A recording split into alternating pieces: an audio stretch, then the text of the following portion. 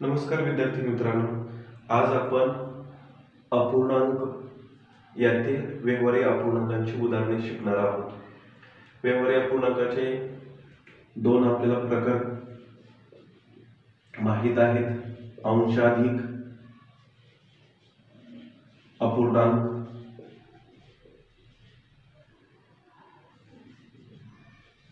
छेदाधिक अपूर्णांक।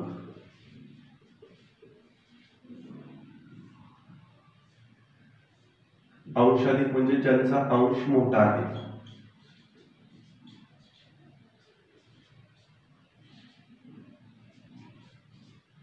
आणि छेदाधिक म्हणजे ज्यांचा छेद अंशापेक्षा मोठा आहे।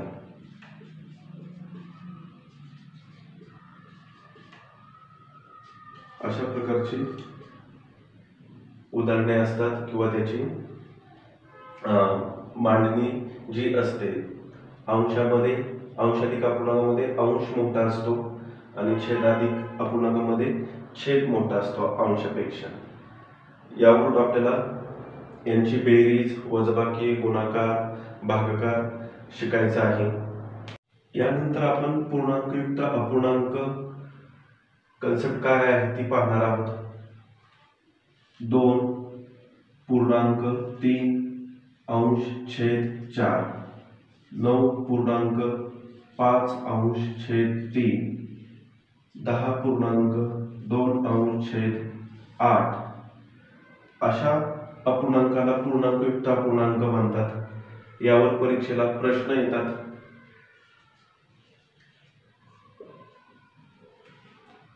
पूर्णांकयुक्त अपूर्णांकात रूपांतर करा। पूर्णांकयुक्त अपूर्णांकात रूपांतर करा असा परीक्षेला प्रश्न येतो। त्याचं आपण उदाहरण पाहूया। 17/3। आता हा जो अपूर्णांक आहे त्याचा आपल्याला पूर्णांकयुक्त अपूर्णांकात रूपांतर करायचं आहे। त्यासाठी आपल्याला काय करावं लागणार आहे, यांचा भागाकार करायचा। 17/3। 3च्या पाड्यात 17 नाही, त्याच्यापेक्षा लहान संख्या 3/15 राहिले 2। आता याची मांडणी करत असताना जो छेद आहे तो आहे तसाच लिहून घ्यायचा आहे आणि जी थोडक्यात भागाकार आलेला आहे तो इथं लिहायचा आहे आणि बाकी वरती। म्हणजे 17/3 याचं रूपांतर केल्यानंतर पूर्णांकयुक्त अपूर्णांकात 5.2 अंश छेद 3 येणार आहे। याच प्रकारचं आपण दुसरं उदाहरण अजून पाहूया। 28/3। आता याचं पूर्णांकयुक्त अपूर्णांकात रूपांतर करायचं आहे। 28/3, 3 9 27, 1 राहिला। मांडणी करत असताना छेद आहे तसा लिहा। जो भागाकार आलेला आहे तो पूर्णांकामध्ये लिहायचा आणि बाकी अंशामध्ये लिहायची आहे। याचं 28/3 पूर्णांकयुक्त अपूर्णांकात रूपांतर केल्यानंतर 9.1 अंश छेद 3 येणार आहे। आता आपण या उदाहरणांचं पूर्णांकयुक्त अपूर्णांकात रूपांतर करूया। 209/23। 209/23, 23 9 207, वजाबाकी केली बाकी आली 2। यांची मांडणी करत असताना आपण काय करणार, छेद आहे तसाच लिहिणार। जो भागाकार आलेला आहे तो पूर्णांकामध्ये लिहायचा आहे आणि जी बाकी आहे ते वरती। म्हणजे याचं उत्तर झालं 9.2 अंश छेद 23। चौथं इथं उदाहरण आहे 146/29। 29 5 145, बाकी राहिली 1। याची मांडणी करत असताना छेद 29 भागाकार 5 उरलेली बाकी 1। यावरून आपल्याला सूत्र लिहिता येईल। याचं भागाकार जो आलेला आहे तो छेदाचं साइन इथे बाकी आणि ते छेद. लक्षात राहण्यासाठी आपण असं ठेवू शकतो लक्षात, भागाकार यांच्यात मल्टिप्लिकेशन असणार आहे, भागाकार गुणिले बाकी छेद. हे पण छेदातच आहे किंवा भागाकाराचं साइन आहे, भागाकार गुणिले बाकीचे छेद. आता पाचवं उदाहरण पाहूया. 135 भागिले 26. 26चा पाडा 135 पर्यंत बनवूया. 26 पाचा 130 आहे, वजाबाकी केली 5 आले. भागाकार किती आलेला आहे? 5. बाकी किती आहे? 5च. छेद 26. म्हणजे याची मांडणी पूर्णांकयुक्त अपूर्णांकात केल्यानंतर अशी येणार आहे. याची पण आपण इथं लिहून घेऊया. 5.1/29. 5.5/26. आता आपण तोंडी सुद्धा हा भागाकार करू शकतो जर पाडे पाठ असेल तर. 18च्या पाड्यात 163 नाही, परंतु त्याच्यापेक्षा लहान संख्या जर घेतली तर 98 62 162 आणि उरलेला 1 असं आपण डायरेक्ट सुद्धा लिहू शकतो. त्यासाठी तुमचे कमीत कमी 32 पर्यंत पाढे व्यवस्थित पाठ पाहिजेत. यानंतर पुढील प्रश्न प्रकार पाहू. पूर्णांकयुक्त अपूर्णांकाचे व्यवहारी अपूर्णांकात रूपांतर करा. अशी उदाहरण सोडवण्यासाठी छेदाने जो पूर्णांक आहे त्याला गुणाकार करायचा, प्लस अंश छेदाला छेद 3×12 अधिक 19 छेद 12 आणि 19 31 छेद 9×2=11 31/3. आता 5.8/7 याचं रूपांतर करत असताना 7×5 अधिक 8/7 बरोबर 7×5 अधिक 8/7 बरोबर 35 आणि 8 43/7. आपल्याला ही पूर्णांकयुक्त अपूर्णांकाचे व्यवहारी अपूर्णांकात रूपांतर का करायला आलं पाहिजे? कारण का अशा उदाहरणांची नंतर आपल्याला पुढे बेरीज करायची आहे, अपूर्णांकांची बेरीज वजाबाकी. त्यावेळेस अशी उदाहरणं दिल्यानंतर आपल्याला डायरेक्ट पण करता आलं पाहिजे. 7×21 किंवा 3×7 21 21 अधिक 11 आणि तो डायरेक्ट आपण अंशाने छेद मांडू शकतो. आता इथं बेसिक आपण शिकण्यासाठी सर्व मांडणी करतो. 3×7 अधिक 11 छेद 3 बरोबर 7×21 अधिक 11 छेद 3 बरोबर 1 आणि 1 2 32/3. 12×2 अधिक 3 छेद 12 बरोबर 12×2 = 24 अधिक 3 छेद 12 24 आणि 3 27 छेद 12. यांना भाग जातोय 3×9 = 27 3×4 = 12 असंही उत्तर लिहिलं तरी चालेल. आपल्याला व्यवहारी अपूर्णांकात रूपांतर करायचं म्हणजे अंश आणि छेद आला पाहिजे. यानंतर पुढील प्रश्न प्रकार पाहूया. बेरीज करा. 3 बेसिक आपण उदाहरणे घेतलेली आहेत. या बेसिकचा वापर करून आपल्याला परीक्षेला येणाऱ्या उदाहरणांची तयारी करण्यासाठी हे सर्व बेसिक आलंच पाहिजे. छेद समान आहे, एकदाच घ्यायचा आहे. अंशाची बेरीज होणार 9 आणि 5 14/4 बरोबर. आता इथे छेद समान नाही. जर छेद समान नसेल तर तिरकस गुणाकार करायचा. 19×3 अधिक 2×2 छेद 2×3 19×3 = 57 अधिक 2×2 = 4 3×2 = 6 57 आणि 4 61/6. आता इथं आपल्याला हा अपूर्णांक आलेला आहे, पण कधी कधी पर्यायात काय देणार आहेत? पूर्णांकयुक्त अपूर्णांक देणार आहे. तर आपल्याला मग जो आता आपण पाठीमागचा प्रकार शिकलो त्याचं रूपांतर करता आलं पाहिजे. 6×60 आणि उरलेला 1 असंही आपल्याला रूपांतर करता आलं पाहिजे, कारण याचा पर्याय परीक्षेत हा असणार आहे. पुढे आता इथं छेद समान नसल्यामुळे तिरकस गुणाकार केलेला आहे. इथंही छेद समान नाही, परंतु अशा ठिकाणी अजून एक ट्रिक वापरता येते की यांचा लसावी काढायचा. कारण 4च्या पाड्यात 8 ही संख्या आहे. इथं पाड्यात संख्या नव्हत्या म्हणून पाड्यात जर संख्या नसती तर तिरकसच गुणाकार करायचा. परंतु जर पाड्यात संख्या असेल, जी लहान संख्या आहे त्या संख्येला दुसरी जी संख्या दिलेली आहे ती किती नंबरला आहे तेवढ्याने गुणायचं आहे. 6/8 अधिक 4च्या पाड्यात 8 2 नंबरला आहे म्हणून इथे 2 ने गुणाकार करणार आपण. म्हणजे काय होईल, आपला छेद समान होणार आहे. 3 2 6 4 2 8. छेद एकदाच लिहायचा 6 अधिक 6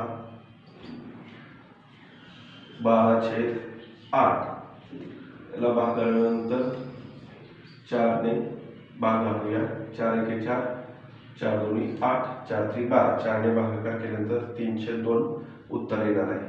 हे बेसिक आपल्याला सर्व आलंच पाहिजे.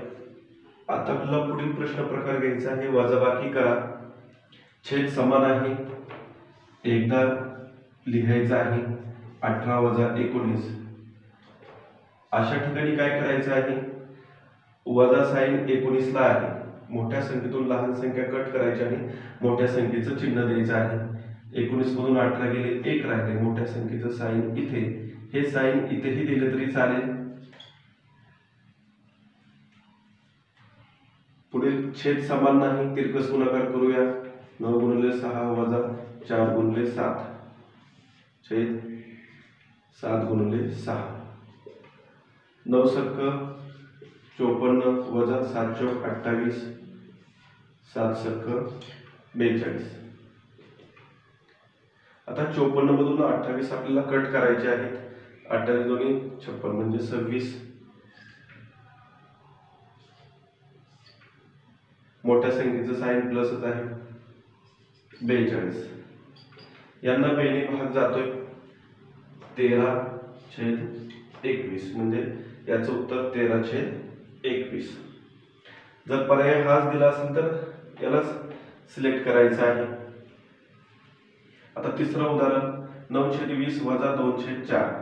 आता 4च्या पाड्यात 20 आहे, किती नंबरला आहे 5 नंबरला, म्हणून 5 ने इकडे गुणाकार करायचा. त्यालाच लसावीची मेथड असं म्हणतात. 9/20 वजा 2 × 5 4 × 5. 9/20 वजा 5 2 10 5 चौक 20. 9 वजा 10 छेद एकदाच लिहायचा वजा 1/20. मोठ्या संख्येतून लहान संख्या वजा करायची, मोठ्या संख्येचं चिन्ह द्यायचं आहे. पुढील प्रश्न प्रकार गुणाकार करा. गुणाकार करायचा आहे. 9 अंश आहे, छेदात काय नसतो म्हणजे 1 असतो. 9 × 1 छेदामध्ये 4 × 4 9 × 1 9/4 बरोबर. आता अशा गुणाकाराच्या उदाहरणामध्ये अंशाने छेदाला भाग जातो, छेदाने अंशाला भाग जातो, तिरकस भागाकार करता येतो. आता इथे भाग जाणाऱ्या संख्या नसल्यामुळे आपण अंशाचा गुणाकार करूया आणि छेदाचा गुणाकार करूया. 16 × 32 5 × 15 बरोबर. तिसरं उदाहरण 28/6 × 13/7. आता इथे 7 ने भाग जातोय. 7 × 1 7 7 चौक 28. पुन्हा 2 × 2 2 2 4 2 3 6. गुणाकाराचं साइन असल्यानंतरच असा भाग जातो. इथे प्लस प्लस किंवा मायनस मायनस असेल तर भागाकार करता येत नाही. 2 × 13 छेद 3 × 1 13 2 26 छेद 3. याचंही आपल्याला पूर्णांकयुक्त अपूर्णांकात रूपांतर करता येतं. 3 8 24 आणि 2. हे बेसिक खूप महत्वाचं आहे कन्वर्ट. आपण हे कसं करायचं अगोदरच्याच प्रश्न प्रकारामध्ये शिकलेलो आहोत. यानंतर आपण भागाकार करा शिकूया. पहिलं उदाहरण 15/3 भागिले 7/3. 15/3 भागाकार करत असताना भागाकाराचा इथं साइन गुणाकार होणार आणि ही संख्या गुणाकार व्यस्त करायची आहे. म्हणजे छेदात जी संख्या आहे ती अंशात जाणार, जो अंश आहे तो छेदात येणार. 3 ला 3 तर कॅन्सल होतात. 3 एके 3, 15 गुणिले 1 15/7. 9/16 गुणिले गुणाकार व्यस्त संख्या लिहूया 8/2. 8 एके 8, 8 दोन्ही 16. अंशाचा गुणाकार छेदाचा गुणाकार 9 एके 9, बेदोन्ही 4. 4/5 भागाकाराचा गुणाकार साइन करायचं. जो छेद आहे तो अंशात, अंश आहे तो छेदात. या क्रियेला गुणाकार व्यस्त संख्या असं म्हणतात. आता 4 कुठेच भाग जात नाही, 5 जात नाही, त्यामुळे आपण अंशाचा गुणाकार करूया, छेदाचा गुणाकार करूया. 21 चौक 84 छेद 5 त्रिक 15. आता याचं पूर्णांकयुक्त अपूर्णांकात रूपांतर करूया. 15/5 75 आणि उरलेले 9 म्हणजे 5.9/15 उत्तर येणार आहे. म्हणजे अपूर्णांकाची तुम्हाला बेरीज, वजाबाकी, गुणाकार आणि भागाकार ही बेसिक कन्सेप्ट माहित पाहिजे, तरच आपल्याला परीक्षेला येणारी उदाहरणं सोडवता येणार आहेत. आता पण जेवढा आतापर्यंत बेसिक शिकलेला आहे त्याचा सगळा वापर करून आपल्याला परीक्षेला येणारे संमिश्र उदाहरणं सोडवायची आहेत. पुढील प्रश्न प्रकार. आता जे आपण बेसिक शिकलेलो आहे त्यावर प्रश्न पोलीस भरतीला विचारलेला आहे. 13/5 अधिक 4/3 कंस पूर्ण भागिले 13/10 अधिक 2/3 कंस पूर्ण. पर्याय आपल्याला दिलेले आहेत. आता आपण उदाहरण सोडवूया. अगोदर हा कंस सोडवायचा, नंतर हा कंस सोडवायचा आणि नंतर ह्या भागाकाराचा विचार करायचा. कारण का कंचे भागुबे ही कन्सेप्ट लक्षात ठेवायची. याचप्रमाणे कंस, टक्केवारी, भागाकार, गुणाकार, बेरीज आणि वजाबाकी असं आपल्याला सोडवायचं आहे. इथं कंस आहे, छेद समान नाही, छेद समान करून घेऊया. छेद समान करण्यासाठी आपण काय करतो, तिरकस गुणाकार करतो. 13 गुणिले 3 अधिक 5 गुणिले 4 छेद 5 गुणिले 3.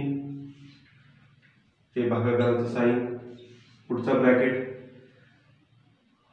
इथेही छेद समान नाही किंवा लसावीची मेथड वापरता येत नाही. 3च्या पड्यात 10 नाही. 13 गुणिले 3 अधिक 2 गुणिले 10 छेद 10 गुणिले 3 बरोबर 13 त्रिक 39 प्लस 5 चौक 20 5 त्रिक 15 भागिले 13 त्रिक 39 प्लस 10 दोन्ही 20 छेद 10 त्रिक 30. यांची बेरीज करूया. 59/15 भागिले, आता कंस नाही दिला तरी चालेल, आपल्याला इकडचं पण उत्तर मिळणार आहे. 59/30. मग अशात आपण बेसिक शिकलेलो आहे. 59/15 गुणिले अंश छेदात जाणार, छेद अंशात जाणार आहे इथे. आता 59ला 59 तर कॅन्सल होतात. 15 एके 15, 15 दोन्ही 30. अंशाचा जर आपण गुणाकार केला तर 1 गुणिले 2 आणि छेदाचा गुणाकार केला 1 गुणिले 1. 1 गुणिले 2 2 छेद 1 नाही लिहिला तरी चालेल, म्हणजे 2. ऑप्शन क्रमांक बी उत्तर 2. पुढील प्रश्न पाहू. 7/11 अधिक 3/11 अधिक 4/11 प्लस प्रश्नचिन्ह दिलेलं आहे बरोबर 2. नागपूर पोलीस भरती 2011, औरंगाबाद पोलीस भरती 2017 हा प्रश्न आलेला आहे. आता हे सोडवत असताना प्रश्नाच्या ठिकाणी आपण x समजूया. 7/11 अधिक 3/11 अधिक 4/11 प्लस x बरोबर 2. म्हणून छेद समान आहेत म्हणून एकदाच लिहिणार आपण 11. 7 अधिक 3 अधिक 4 अधिक x ला x बरोबर 2. 7 आणि 3 10 आणि 4 14. 14/11 अधिक x बरोबर 2. आता आपल्याला असं समीकरण मिळाल्यामुळे हे सोडवायचं आहे. x च्या छेदामध्ये काय नसतो म्हणजे 1 असणार आहे. तिरकस गुणाकार करूया. 14 गुणिले 1 14 येणार. 11 गुणिले x 11x येणार. छेदामध्ये 11 राहील बरोबर 2. आता पुढे छेदामध्ये 11 असल्यामुळे इकडे आल्यानंतर गुणाकार होणार. 11 दोन्ही 22. 14 अधिक 11x बरोबर 22 इकडे आणलेला आहे. हा आता 14 इकडे येणार. 11x बरोबर 22 वजा 14. 11x बरोबर 22 मधून 14 गेले 8 राहिले. 11 आणि x यांच्यामध्ये गुणाकार आहे. 8 हा छेदात येणार 11 म्हणजे x बरोबर 8/11 उत्तर मिळालेलं आहे. ऑप्शन क्रमांक डी 8/11.